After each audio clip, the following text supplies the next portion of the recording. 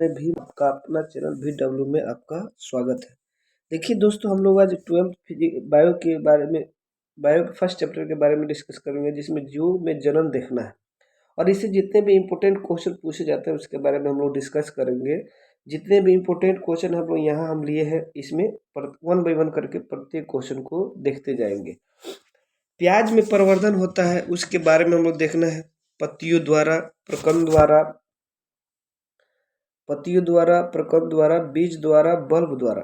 तो प्याज में जो प्रवर्धन होता है भाई, वह होता है पत्तियों के बल्ब द्वारा, जो सल्क प्रवर्धन कहा जाता है। तो फर्स्ट का ऑप्शन नंबर डी होगा। नेक्स्ट क्वेश्चन हम लोग देखेंगे, समयुग्मक पाए जाते हैं। समयुग्मक पाए जाते हैं जो इक्वल होते हैं। तो मेढक पे देखा जाए, फ्यूकस में, पक्षी में, क्लेडोफेरा में। तो इसमें होता है समयुग्मक क्लेडोफेरा में, जो ऑप्शन नंबर इसका भी क्या होगा, डी होता है। नेक्स्ट क्वेश्चन हम लोग देखेंगे, पार्थेनोजेनेसिस शब्द किसके द्वारा निर्माण किया गया है। तो पार्थेनोजेनेसिस जो शब्द है भाई, वह ओबनी, किसके द्वारा, ओबनी के द्वारा किया गया है। तो ऑप्शन नंबर बी होगा। नेक्स्ट क्वेश्चन हम लोग देखेंगे भाई, पैरेमीशियम में किस प्रकार का द्विविखंडन होता है। तो पैरेमीशियम में हम लोग जानते हैं अनुप्रस्थ क्या होता है भाई, वो अपने शरीर को टुकड़े टुकड़े में बांट देते हैं। तो ऑप्शन नंबर इसका होगा बी। नेक्स्ट क्वेश्चन हम लोग चलेंगे, जब नर आकृति में मादा से भिन्न होता है तब क्या कहलाता है। तो इसमें देखने का पहला ऑप्शन दिया हुआ है समलैंगिकता, यौन द्विरूपता, विषम लैंगिकता, उभयलिंगता। तो शरीर में, अगर शरीर में भिन्नता हो तो उसे यौन द्विरूपता कहा जाता है, लेकिन लिंग में भिन्न हो तो उसे विषम लिंग कहा जाता है। तो यहाँ आकृति में लिंग भिन्नता दिया गया है। तो इसमें ऑप्शन नंबर क्या होगा भाई, बी होगा। 5 नंबर का ऑप्शन नंबर बी करेक्ट होगा। जो आकृति के रूप में है तो उसे यौन द्विरूपता कहा जाएगा। छठा नंबर क्वेश्चन हम लोग देखेंगे, मादा जंतु जिसमें मध चक्र होता है। तो मादा जंतु जिसमें मध चक्र होता है, तो मध चक्र में जो निषेचन करने वाले जंतु होते हैं, उनके शरीर क्या होता है भाई, गर्म होता है। गर्म होने के अनुसार से वे अपने विपरीत लिंग वाले के संपर्क में जाते हैं और उनके अंदर प्रजनन क्रिया होती है। तो इसमें वह जीव, जैसे इसमें हम लोग देखेंगे, पहला ऑप्शन बंदर है, दूसरा मनुष्य, तीसरा ए बी दोनों, और चौथा है डी। तो इसमें गाय, इसमें क्या है भाई, गाय होगी जो मध चक्र के अंदर आती है। इनके अंदर, जंतुओं के अंदर मध चक्र के द्वारा निषेचन क्रिया होती है। नेक्स्ट, इमैस्कुलेशन किससे संबंधित है। तो हम लोग जानते हैं इससे, इसका होता है हाइब्रिडाइजेशन जो होता है, उसका संबंध इसके अनुसार होता है। तो इसमें ऑप्शन नंबर सी होगा। नेक्स्ट क्वेश्चन हम लोग 8 नंबर देखेंगे, पेनिसिलियम उत्पादित करता है। जो पेनिसिलियम क्या उत्पादित करता है, तो पेनिसिलियम हमको पता है कि मीटोस्पोर और मियोस्पोर दोनों उत्पादित करता है। तो इसलिए ऑप्शन नंबर डी होगा। इसलिए क्या होगा भाई, ऑप्शन नंबर डी। तो ऑप्शन नंबर डी करेक्ट होगा। नेक्स्ट 9 नंबर हम लोग क्वेश्चन देखेंगे, आवृतबीजी पौधों के भ्रूणपोष में गुणसूत्रों की गुणता क्या है। तो आवृतबीज जो पौधे होते हैं उनमें 3n कितना होता है भाई, 3n के बराबर होता है। तो इसमें ऑप्शन नंबर सी होगा। नेक्स्ट क्वेश्चन हम देखेंगे, सूक्ष्म प्रजनन में क्या संभव है। सूक्ष्म प्रजनन में क्या संभव है। तो सूक्ष्म जो प्रजनन होते हैं वो अलैंगिक, जितने भी माइक्रो ऑर्गेनिज्म होते हैं, जो सूक्ष्म जीव होते हैं, उनके अंदर अलैंगिक जनन होता है। तो ऑप्शन नंबर इसमें कितना होगा भाई, ऑप्शन नंबर ए होगा, अलैंगिक प्रजनन। नेक्स्ट क्वेश्चन हम लोग देखेंगे 11 नंबर, निम्न में से कौन उभयलिंगी प्राणी है। उभयलिंगी मतलब जिसमें दोनों लिंग एक ही का अंदर होगा। तो मुर्गी तो नहीं होगा, सांप नहीं होगा, ये भी दोनों नहीं होगा। तो इसमें कौन होता है भाई, इसमें डी होगा, जो केंचुआ है। केंचुआ ऐसा प्राणी है, जीव है, जिसके अंदर नर और मादा दोनों लिंग एक ही अंदर होता है, इसलिए इसको उभयलिंगी कहा जाता है। तो ऑप्शन नंबर 11 का डी करेक्ट होगा। 12 नंबर क्वेश्चन हम देखेंगे, बाह्य निषेचन किसमें पाया जाता है। ऐसा निषेचन जो शरीर से बाहर हो, ऐसा निषेचन जो शरीर से बाहर हो। तो जितने सरीसृप होते हैं उनके अंदर निषेचन अंदर होता है। पक्षियों में अंदर, केंचुआ में, और मेढक में। तो केंचुआ तो अंदर करता है, लेकिन मेढक में क्या होता है भाई, बाह्य निषेचन बाहर होता है, वो अपने अंडे को उत्सर्जित कर देते हैं, बाहर उनका निषेचन क्रिया होती है। नेक्स्ट क्वेश्चन हम देखेंगे 30 नंबर, काजू निम्न में से कौन फल कहलाता है? काजू जो है कौन फल? तो ये हम लोग जानते हैं कि ड्राई फ्रूट होते हैं वो नट के अंदर आते हैं। किसके अंदर आते हैं भाई? नट के। तो ऑप्शन नंबर 13 का क्या होगा? सी होगा। कंद किसका रूपांतरण है? कंद जो होता है वो किसका रूपांतरण है? कली का, तना का, जड़ का, संचयित जड़ का? तो कंद होता है जड़ का रूपांतरण। कंद क्या होता है भाई? जड़ का रूपांतरण होता है। ऑप्शन नंबर सी होगा। नेक्स्ट क्वेश्चन हम लोग देखेंगे, अदरक में कायिक प्रवर्धन किसके द्वारा होता है? तो जितने भी जड़ जड़ वाले जो पादप है, जड़ वाले जो मटेरियल है, जो पादप पौधे हैं, उनके अंदर कायिक प्रवर्धन होता है राइजोम के द्वारा। किसके द्वारा भाई? राइजोम के द्वारा। तो ऑप्शन नंबर 15 का ए होगा। नेक्स्ट क्वेश्चन हम लोग देखेंगे, शरीर से बाहर होने वाले निषेचन को क्या कहा जाता है? जो शरीर से बाहर होता है, तो इन विट्रो भी, इन विवो, ये भी दोनों इनमें से कोई नहीं। तो जो शरीर के बाहर निषेचन होता है उसे हिंदी में तो हम लोग बाह्य निषेचन कहते हैं, लेकिन इंग्लिश में उसे इन विट्रो कहा जाता है। तो ऑप्शन नंबर 16 का ये ऑप्शन करेक्ट होगा। नेक्स्ट क्वेश्चन हम लोग देखेंगे 17 नंबर, इनमें से कौन उभयलिंगी नहीं है? इसमें से कौन उभयलिंगी नहीं है, मतलब जो जिसके अंदर दोनों लिंग नहीं होता है। तो इसमें हम लोग देखें, फीता कृमि भी उभयलिंगी है, केंचुआ भी उभयलिंगी है, जोक भी क्या है? उभयलिंगी है, जबकि घरेलू मक्खी उभयलिंगी नहीं है। तो इसमें ऑप्शन नंबर क्या होगा भाई? सी होगा। 17 का ऑप्शन नंबर सी करेक्ट होगा। 18 नंबर क्वेश्चन देखेंगे हम। 18 नंबर देखेंगे, इनमें से कौन जलोदोभिद पौधा है? मतलब वह पौधा जो जल के अंदर होता है। तो इसमें हम लोग पता है कि जो सिंघड़ा, जैसे नागफनी मरुस्थलीय भागों में होता है और स्थलीय भागों में, शीशम भी स्थलीय भागों में होता है, एकेसिया भी क्या होता है? स्थलीय भागों में होता है। जबकि सिंघड़ा कहाँ होता है भाई? जलों में। कहाँ होता है? जलों में। तो 18 का ऑप्शन नंबर ए होगा। निम्नलिखित में से किसका पादप काय और अगुणित होता है? क्या होता है भाई? अगुणित होता है। तो इसमें से क्या होगा भाई? सभी। इसमें से क्या होगा? सभी का। क्या होता है? सभी का क्या होगा? पादप काय अगुणित होता है। तो ऑप्शन नंबर डी। द्विविखंडन किस में पाया जाता है? तो इसमें हम लोग देखेंगे, द्विविखंडन अमीबा और पैरामीशियम पाया जाता है। तो अमीबा भी है, पैरामीशियम भी है, लेकिन जलकुंभी नहीं होगा। तो ऑप्शन नंबर डी, अमीबा तथा पैरामीशियम दोनों। तो ऑप्शन नंबर 20 का क्या होगा? डी होगा।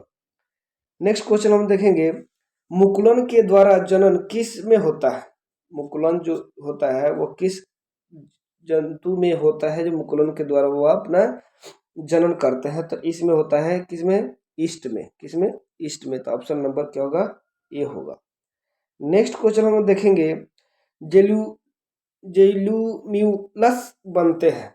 तो जो जेली टाइप का जो संरचना बनाते हैं वो किसमें है भाई? स्पंज में। किसमें है? ऑप्शन ऑप्शन सॉरी स्पंज में। तो ऑप्शन नंबर ए होगा।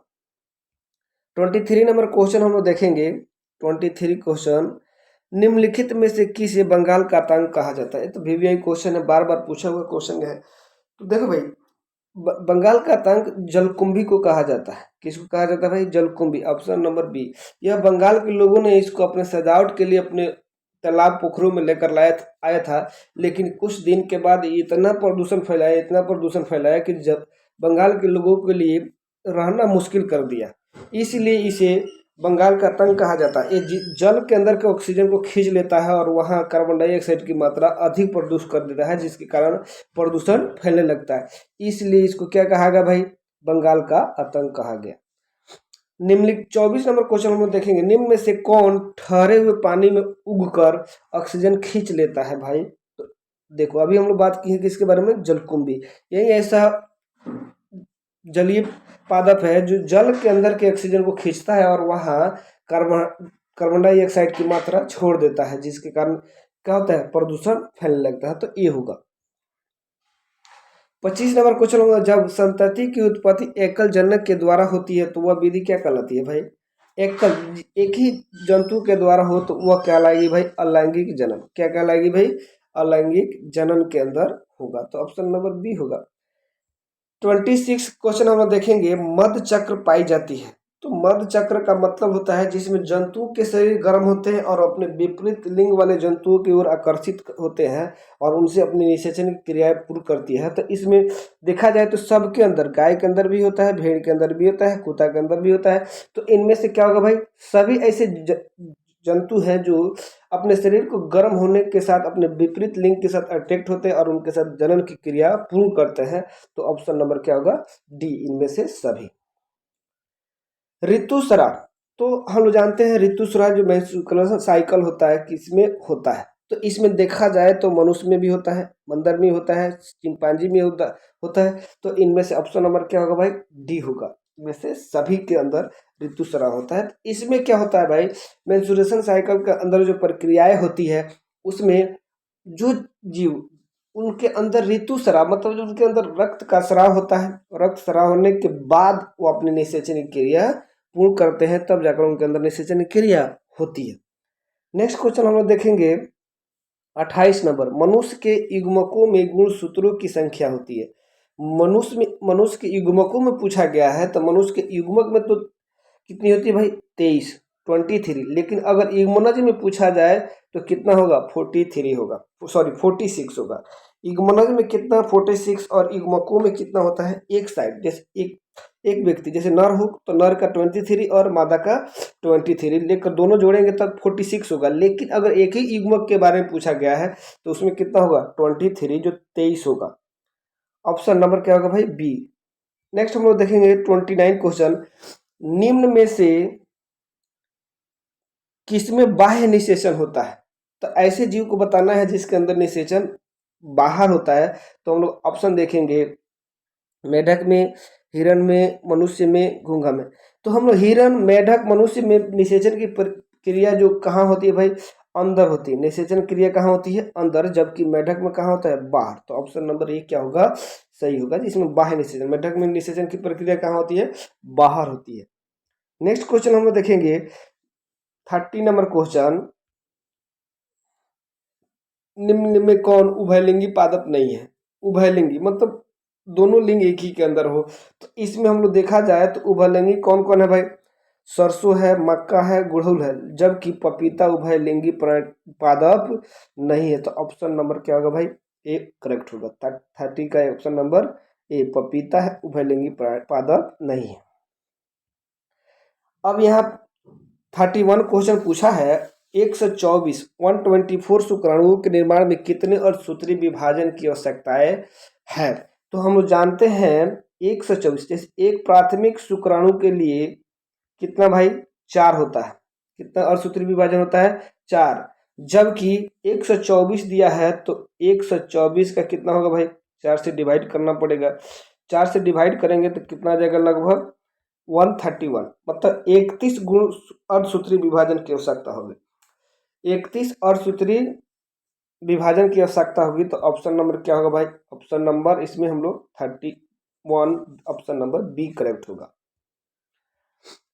32 क्वेश्चन हम लोग देखेंगे। 32 में पूछा है, युग्मक सामान्यतः किस प्रकार के होते हैं? युग्मक जो पूछा गया है वो सामान्यतः किस प्रकार के होते हैं? युग्मक है तो एक गुणक होगा और युग्मनज है तो द्विगुणक होगा। तो इसमें से ऑप्शन नंबर क्या करेक्ट होगा भाई? ए होगा। ऑप्शन नंबर क्या होगा? एक गुणक। नेक्स्ट क्वेश्चन हम देखेंगे 33 क्वेश्चन, निम्न में कौन द्विगुणित संरचना है? तो अभी देखो, अभी बताए हैं कि युग्मक होगा तो एक गुणक होगा और युग्मनज होगा तो क्या होगा? द्विगुणित गुणित होगा। तो ऑप्शन नंबर इसमें देखो तो सी ऑप्शन, ऑप्शन नंबर क्या होगा? सी करेक्ट होगा। अंडाणु भी युग्मक है तो एक गुणित है, शुक्राणु भी क्या है? एक गुणित है। जबकि युग्मनज क्या है? द्विगुणित है, दो संरचनाओं को मिलने से बना हुआ है। तो ऑप्शन नंबर सी होगा।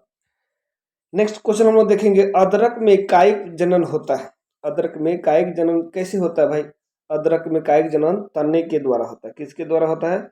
तने के द्वारा होता है। तो नेक्स्ट क्वेश्चन हम लोग चलेंगे 35 क्वेश्चन, स्तनधारियों में निषेचन कहाँ होता है भाई? स्तनधारियों में निषेचन कहाँ होता है?